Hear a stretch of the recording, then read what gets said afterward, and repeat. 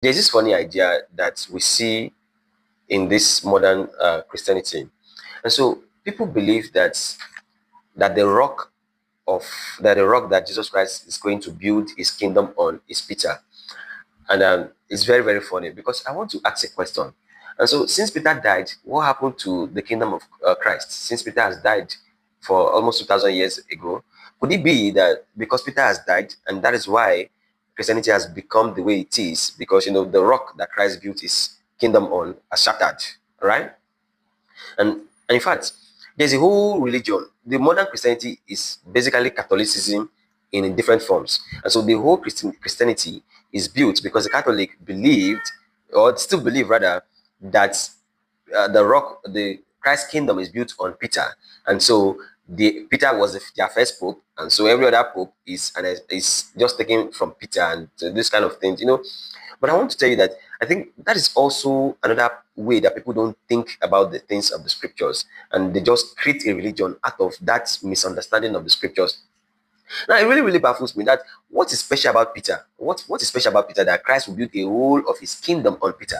Tell me, what is special about Peter? The fact that he's a fisherman, or the fact that he was married, or the fact that I don't know, understand, or the fact that he was old, or what makes Peter special that Christ will now build his kingdom on? And was Peter was he going to live forever so that in as much as Peter was alive, the kingdom of Christ will still be alive, or why?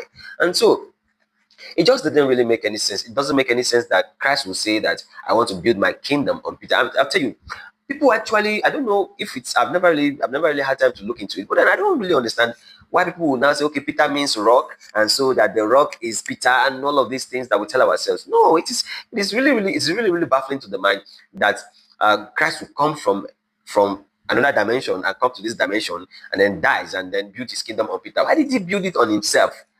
Why Peter? Was anything so? Since that Peter has died and has been buried and has been in the grave for all this while, and so the kingdom of Christ should have died with him. You see, so it doesn't really make any sense. However, I'll tell you something now.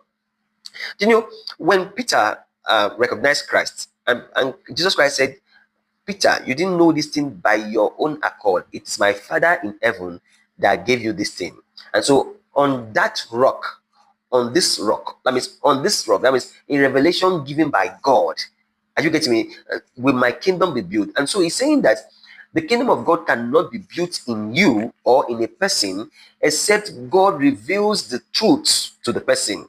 Are you getting me? And so on this rock, that means a revelation given by God, on that rock will his kingdom be built, not on Peter. Peter has no business, nothing about Peter in this whole of thing. Peter is inconsequential in the kingdom.